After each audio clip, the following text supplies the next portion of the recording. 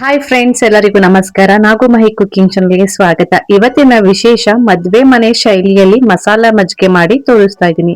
ಮದ್ವೆ ಮನೆಗೆ ಹೋಗಿ ಎಷ್ಟು ಊಟ ಮಾಡಿದ್ರು ಮಸಾಲಾ ಮಜ್ಜಿಗೆ ಕುಡಿಲಿಲ್ಲ ಅಂದ್ರೆ ತೃಪ್ತಿನೇ ಆಗೋದಿಲ್ಲ. ಅದೇ ರೀತಿಯಲ್ಲಿ ಮನೆಯಲ್ಲೇ ಮಾಡಿ ತೋರಿಸ್ತಾ ಇದ್ದೀನಿ ಮಸಾಲಾ ಮಜ್ಜಿಗೆನ. ಸೊ ಈ ವಿಡಿಯೋನ ಎಲ್ಲೂ ಸ್ಕಿಪ್ ಮಾಡ್ದೇನೆ ಪೂರ್ತಿ ವಿಡಿಯೋನ ನೋಡಿ ಕೆಲವೊಂದು ಟಿಪ್ಸ್ ಗಳನ್ನ ನಿಮ್ ಜೊತೆ ಶೇರ್ ಮಾಡ್ತಾ ಇದ್ದೀನಿ. ಸೊ ನೀವು ಇನ್ನು ನಮ್ಮ ಚಾನಲ್ ನ ಸಬ್ಸ್ಕ್ರೈಬ್ ಮಾಡಿಲ್ಲ ಹಾಗೇನೆ ವಿಡಿಯೋ ನೋಡ್ತಾ ಇದ್ರೆ ಪ್ಲೀಸ್ ಇವಾಗಲೇ ಸಬ್ಸ್ಕ್ರೈಬ್ ಮಾಡ್ಕೊಡಿ. ಹಾಗೇನೆ ಪಕ್ಕದಲ್ಲಿರುವ ಬೆಲ್ ಐಕನ್ ಕೂಡ ಕ್ಲಿಕ್ ಮಾಡಿ. ಬನ್ನಿ ಹಾಗಾದ್ರೆ ಮದ್ವೆ ಮನೆಯಲ್ಲಿ ಮಾಡುವ ರೀತಿ ಮನೆಯಲ್ಲೇ ಸುಲಭವಾಗಿ ಯಾವ ರೀತಿ ಮಾಡೋದು ಅಂತ ನೋಡ್ಕೊಂಡ್ ಬರೋಣ. ಮೊದಲನೇದಾಗಿ ಸುಮಾರು 1 ಕಪ್ ಆಗುವಷ್ಟು ಅಂದ್ರೆ 1/4 ಲೀಟರ್ ಆಗುವಷ್ಟು ಗಟ್ಟಿಯಾಗಿರುವ ಮೊಸರು ತಗೊಂಡಿದ್ದೀನಿ. ಸ್ವಲ್ಪ ಮೊಸರು ಹುಳಿ ಬಂದ್ರೂ ಪರವಾಗಿಲ್ಲ. ನಾನಿಲ್ಲಿ 1 ಕಪ್ ಆಗುವಷ್ಟು ಮೊಸರು ತಗೊಂಡಿದ್ದೀನಿ. ಅರ್ಧ ಲೀಟರ್ ಆಗೋಷ್ಟು ನಾನಿಲ್ಲಿ ನೀರನ್ನ ಆಡ್ ಮಾಡ್ಕೊಳ್ತಾ ಇದ್ದೀನಿ. 1 ಕಪ್ ಮೊಸರಲ್ಲಿ ಏನಿಲ್ಲ ಅಂದ್ರೂ ಒಂದ್ 7ರಿಂದ 8 ಗ್ಲಾಸ್ ಮಜ್ಜಿಗೆ ಮಾಡ್ಕೋಬಹುದು. ಇದನ್ನ ಇವಾಗ ಒಂದು ಮಿಕ್ಸಿ ಜಾರಿಗೆ ಹಾಕೊಳ್ತಾ ಇದ್ದೀನಿ. ಮಜ್ಜಿಗೆ ಮಾಡ್ಕೊಳ್ಳೋದಕ್ಕೆ ಬೇಗನೆ ಕೂಡ ಮಾಡ್ಕೋಬಹುದು. ಅದಕ್ಕೋಸ್ಕರ ನಾನಿಲ್ಲಿ ಮಿಕ್ಸಿಯಲ್ಲಿ ಹಾಕೊಂಡು ಒಂದು 30 ಸೆಕೆಂಡ್ ಇದನ್ನ ಗ್ರೈಂಡ್ ಮಾಡ್ಕೊಂಡ್ರೆ ಆಗುತ್ತೆ. ಬೇಗನೆ ಕೂಡ ಮಾಡ್ಕೋಬಹುದು. ಇಲ್ಲಾಂದ್ರೆ ನೀವು ಮಜ್ಜಿಗೆ ಮಸೀತಿರಲ್ಲ ಅದ್ರಲ್ಲೂ ಕೂಡ ಮಾಡ್ಕೋಬಹುದು. ಇಲ್ಲಾಂದ್ರೆ ವಿಸ್ಕರ್ ಇಂದನೂ ಕೂಡ ಮಾಡ್ಕೋಬಹುದು. ನಾನಿಲ್ಲಿ ಒಂದು ಮಿಕ್ಸಿ ಜಾರಲ್ಲಿ ಬೇಗನೆ ಸುಲಭವಾಗಿ ಮಾಡಿ ತೋರಿಸ್ತಾ ಇದ್ದೀನಿ ಅಷ್ಟೇನೆ. ನೋಡಿ ಇವಾಗ ನಾನು ಇದನ್ನ ಗ್ರೈಂಡ್ ಮಾಡ್ಕೊಂಡು ಬಂದಿದ್ದೀನಿ. ಒಂದು 30 ಸೆಕೆಂಡ್ ಗ್ರೈಂಡ್ ಮಾಡ್ಕೊಂಡ್ರೆ ಸಾಕಾಗುತ್ತೆ. ನೋಡಿ ಇವಾಗ ಗ್ರೈಂಡ್ ಮಾಡಿರುವಂತಹ ಈ ಮೊಸರನ್ನ ಒಂದು ಮಿಕ್ಸಿಂಗ್ ಬೌಲ್ಗೆ ಸಪರೇಟ್ ಮಾಡಿ ಇಟ್ಕೊಳ್ತಾ ಇದ್ದೀನಿ.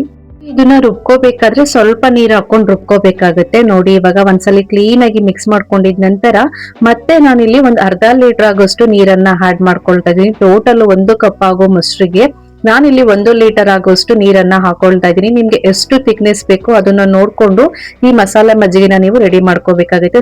ನಾನಿಲ್ಲಿ ಸ್ವಲ್ಪ ಗಟ್ಟಿಯಾಗಿನೇ ಇದನ್ನ ತಯಾರು ಮಾಡ್ಕೊಳ್ತಾ ಇದ್ದೀನಿ. ನೋಡಿ 1 ಚಮಚ ಜೀರಿಗೆನ ಚೆನ್ನಾಗಿ ಪುಡಿ ಮಾಡ್ಕೋಬೇಕಾಗತ್ತೆ. ಪುಡಿ ಇದ್ರೆ ಹಾಕೋದೇನು ಬೇಕಾಗಿರಲ್ಲ. ಈ ರೀತಿ ಇನ್ಸ್ಟೆಂಟ್ ಆಗಿ ಕುಟ್ಟಿ ಹಾಕಿ ಅವಾಗೇನೆ ಒಂದ್ ಒಳ್ಳೆ ಟೇಸ್ಟ್ ಕೂಡ ಬರುತ್ತೆ. ಈ ತರ ಜೀರಿಗೆನ ಕ್ಲೀನ್ ಆಗಿ ಒಂದ್ ಸ್ವಲ್ಪ ತರಿಯಾಗಿ ಕುಟ್ಕೋಬೇಕಾಗುತ್ತೆ. ನೋಡಿ ಇಷ್ಟು ಕುಟ್ಕೊಂಡ್ರೆ ಸಾಕಾಗುತ್ತೆ. ಈ ರೀತಿ ಕುಟ್ಟಿ ಹಾಕಿದ್ರೇನೆ ಈ ಮಸಾಲಾ ಮಜ್ಜಿಗೆಗೆ ಒಂದ್ ಒಳ್ಳೆ ಟೇಸ್ಟ್ ಕೂಡ ಬರುತ್ತೆ. ಇವಾಗ ಕುಟ್ಟಿರುವಂತಹ ಜೀರಿಗೆನ ಈ ಮಸಾಲೆ ಜೊತೆಗೆ ಸೇರಿಸ್ಕೊಳ್ತಾ ಇದ್ದೀನಿ. ಹಾಗೇನೆ ಒಂದ್ 2 ಟೇಬಲ್ ಸ್ಪೂನ್ ಆಗೋಷ್ಟು ಕೊತ್ತಂಬರಿ ಸೊಪ್ಪನ್ನ ನೀಟಾಗಿ ವಾಶ್ ಮಾಡ್ಕೊಂಡು ಅದನ್ನು ಕೂಡ ಚಿಕ್ಕದಾಗಿ ಕಟ್ ಮಾಡಿ ಸೇರಿಸ್ಕೊಳ್ತಾ ಇದ್ದೀನಿ. ಒಂದ್ಸಲಿ ನೀಟಾಗಿ ಮಿಕ್ಸ್ ಮಾಡ್ಕೋಬೇಕಾಗುತ್ತೆ. ಆ ಜೀರಿಗೆ ಎಲ್ಲ ಮಸಾಲೆ ಜೊತೆಗೆ ಮಜ್ಜಿಗೆ ಜೊತೆಗೆ ಕ್ಲೀನ್ ಆಗಿ ಹಿಡಿಬೇಕು. ಆ ರೀತಿ ಕ್ಲೀನ್ ಆಗಿ ಮಿಕ್ಸ್ ಮಾಡ್ಕೋಬೇಕಾಗುತ್ತೆ. ನೋಡಿ ಈ ತರ ಮಿಕ್ಸ್ ಮಾಡ್ಕೊಂಡಿದ ನಂತರ ಇವಾಗ ರುಚಿಗೆ ತಕ್ಕಷ್ಟು ಉಪ್ಪನ್ನ ಸೇರಿಸ್ಕೊಳ್ಳೋಣ. ಉಪ್ಪನ್ನ ಸೇರಿಸಿದ ನಂತರ ಒಂದ್ಸಲ ನೀಟಾಗಿ ಮಿಕ್ಸ್ ಮಾಡ್ಕೋಬೇಕಾಗುತ್ತೆ. ನೋಡಿ ಇಷ್ಟೇನೆ. ಇವಾಗ ಫೈನಲಿ ಇವಾಗ ಇದಕ್ಕೊಂದ್ ಸ್ವಲ್ಪ ಒಗ್ಗರಣೆನ ಕೊಡ್ಬೇಕಾಗುತ್ತೆ. ಅಂದ್ರೆ ಒಗ್ಗರಣೆ ಕೊಡ್ಬೇಕಾದ್ರೆ ಜಾಸ್ತಿ ಎಣ್ಣೆನೂ ಏನು ಉಪಯೋಗಿಸೋದೇನು ಬೇಡ. ಇದಕ್ಕೆ ಒಂದ್ ಅರ್ಧ ಟೇಬಲ್ ಸ್ಪೂನ್ ಆಗೋಷ್ಟು ಎಣ್ಣೆ ಹಾಕೊಂಡು ಎಣ್ಣೆ ಕಾದಿದ ನಂತರ 1 ಟೇಬಲ್ ಸ್ಪೂನ್ ಆಗೋಷ್ಟು ಸಾಸಿವೆ ಚಟಪಟ ಅಂತ ಸಿಡಿದ್ಮೇಲೆ ಸ್ವಲ್ಪ ನಾನು ಕರ್ಬೇವಿನ ಸೊಪ್ಪನ್ನ ಹಾಕೊಳ್ತಾ ಇದ್ದೀನಿ. ಕರ್ಬೇವಿನ ಸೊಪ್ಪು ಹಾಕಿದ ನಂತರ ಗ್ಯಾಸ್ ಅನ್ನ ಆಫ್ ಮಾಡ್ಕೊಂಡು ಸ್ವಲ್ಪ ಒಂದ್ ಚಿಟಕಿ ಆಗೋಷ್ಟು ಹಿಂಗು ಹಾಗೇನೆ ಚಿಕ್ಕದಾಗಿ ಕಟ್ ಮಾಡಿರುವಂತಹ ಹಸಿಮೆಣಸಿಕಾಯಿನ ಸೇರಿಸ್ಕೊಂಡು ನೀಟಾಗಿ ಒಂದ್ಸಲಿ ಮಿಕ್ಸ್ ಮಾಡ್ಕೊಂಡ್ರೆ ಆಯ್ತು. ಈ ಮಸಾಲೆ ಮಜ್ಜಿಗೆ ರೆಡಿ. ನಿಮ್ಗೆ ಏನಾದ್ರೂ ಇನ್ನು ಕೋಲ್ಡ್ ಆಗಿರ್ಬೇಕು ಅಂತ ಹೇಳಿದ್ರೆ ಇದನ್ನ ಒಂದ್ 10 ನಿಮಿಷ ಫ್ರಿಜ್ ಅಲ್ಲಿ ಇಟ್ಕೊಂಡು ಕೂಡ ಕುಡಿಬಹುದು. ಇವಾಗ ಇದನ್ನ ಕ್ಲೀನ್ ಆಗಿ ಮಿಕ್ಸ್ ಮಾಡ್ತಾ ಇದೀನಿ. ನೋಡಿ ತುಂಬಾನೇ ಇನ್ಸ್ಟೆಂಟ್ ಆಗಿ ಸೇಮ್ ಟು ಸೇಮ್ ಮದ್ವೆ ಮನೆಯಲ್ಲಿ ಯಾವ ರೀತಿ ಮಸಾಲೆ ಮಜ್ಜಿಗೆ ಮಾಡ್ತಿರೋ ಅದೇ ರೀತಿ ಸಿಂಪಲ್ ಆಗಿ ಬೇಗನೆ ಮನೆಯಲ್ಲಿ ಮಾಡಿ ತೋರಿಸ್ತಾ ಇದೀನಿ. ಈ ಮಸಾಲಾ ಮಜ್ಜಿಗೆ ವಿಡಿಯೋ ನಿಮ್ಗೆ ಇಷ್ಟ ಆದ್ರೆ ಇವತ್ತೇ ಮನೆಯಲ್ಲಿ ಟ್ರೈ ಮಾಡಿ ನೋಡಿ ಯಾವ ರೀತಿ ಇವತ್ತು ಅಂತ ಕಮೆಂಟ್ ಮೂಲಕ ತಿಳಿಸಿ.